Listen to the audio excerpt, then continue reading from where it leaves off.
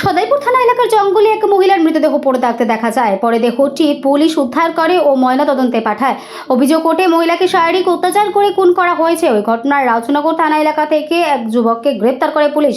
ঘটনার পরই খুব দ্রুত মহিলা খুনের কিনারা করল সদাইপুর থানার পুলিশ।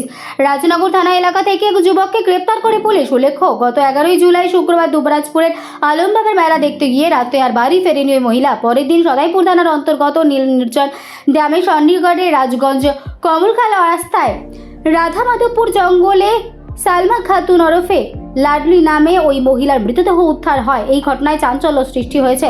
বীরভূম জেলা পুলিশ ও সদাইপুর থানার পুলিশ তদন্তে নেমে একদিনের মধ্যেই খুনের কিনারা করল। বীরভূমের রাজনগর থেকে মোহাম্মদ শফিউল আলমের report, smile India news Bangla.